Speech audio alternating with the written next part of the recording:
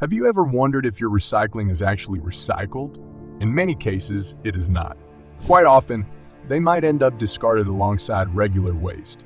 Today's video will delve into a topic referred to as the transformation of recycling as we are familiar with it.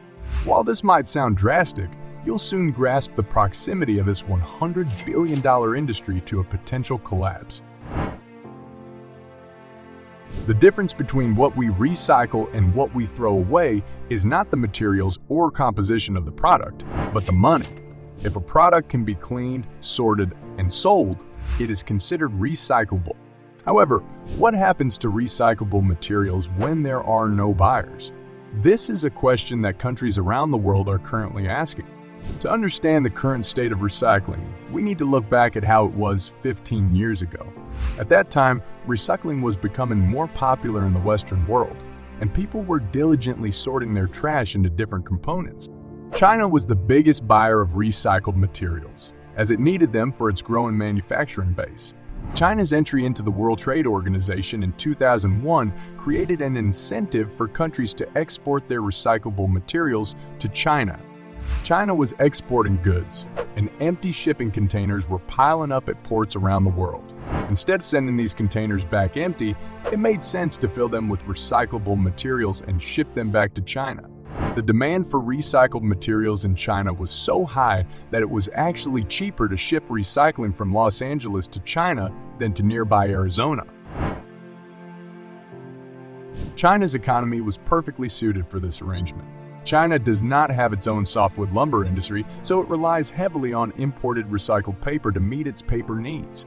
The newspaper you read today could be recycled and turned into new paper in China within 6 weeks. China also accepted a wide variety of other recycled materials, such as plastic and iron, which could be sorted for much cheaper due to low labor costs. As a result, the West never felt the need to build recycling plants in significant numbers. They could simply ship their recyclable materials to China and have them recycled there. In 2016, China was the world's largest importer of plastic waste, receiving 70% of global plastic waste, including 700,000 tons from the United States. However, the release of the documentary Plastic China that same year, which depicted the harsh realities of China's recycling sector, led to a swift ban on plastic waste imports from Beijing.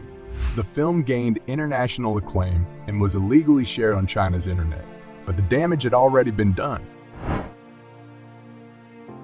Plastic China is a documentary film directed by Wang Juliang that was released in 2016. The film focuses on the issue of plastic waste recycling in China, particularly within small, informal recycling facilities.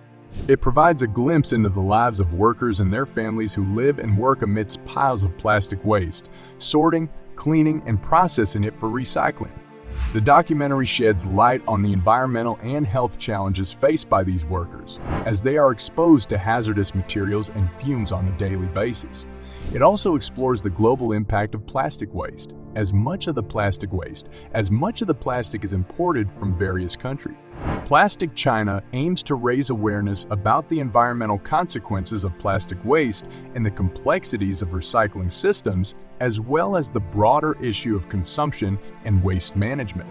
The film has been praised for its insightful and intimate portrayal of the human side of the plastic waste crisis, while also highlighting the need for more sustainable approaches to plastic production, consumption, and recycling. The Communist Party faced the task of restoring its public image, as Xi Jinping vowed to confront these issues. In 2017, they formally informed the World Trade Organization of their intention to cease imports of waste and 4 specific recyclable materials: cotton, paper, and plastics.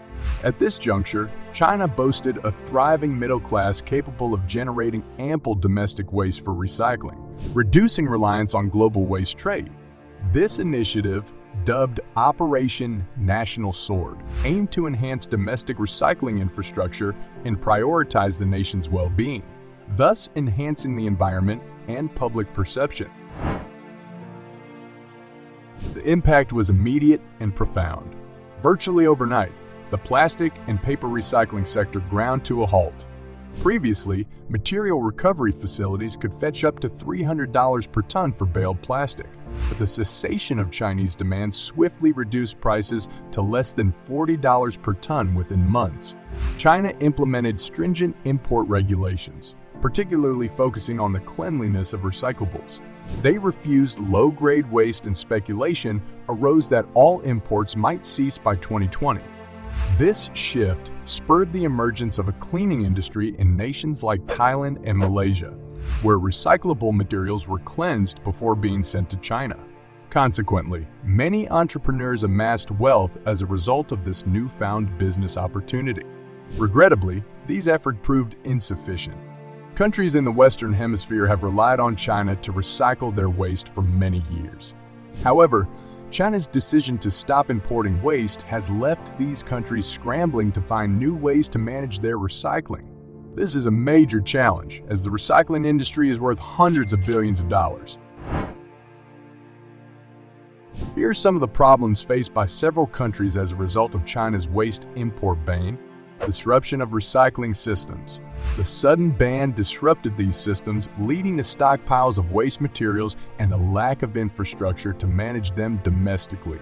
Increased waste stockpiling. With no viable alternatives in place, some countries began to accumulate large stockpiles of plastic and other waste materials. Higher costs of recycling. Countries that depended on cheap Chinese processing of waste found themselves facing higher costs for recycling, as they had to invest in new technologies and facilities. Pressure to improve waste management. The ban forced many countries to reevaluate their waste management practices and invest in more sustainable recycling and waste reduction strategies.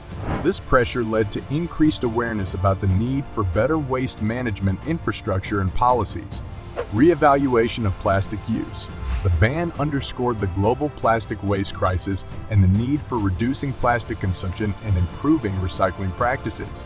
It prompted discussions about finding alternatives to single-use plastics and promoting a circular economy.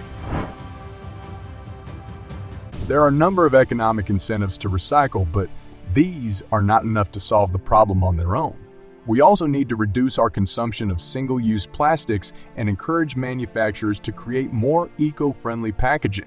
Ultimately, the only way to solve this challenge is to address it from both an economic and environmental perspective. Some countries, such as Thailand and Vietnam, are experimenting with more sustainable ways to package goods, such as using banana leaves instead of plastic. In the Western world, new recycling technologies are being developed, such as optical sorters that can sort recyclable materials more efficiently than human workers. However, the best way to address the recycling problem is to reduce our consumption of plastic and paper in the first place. I hope you enjoyed this video. Until then, stay informed and engaged.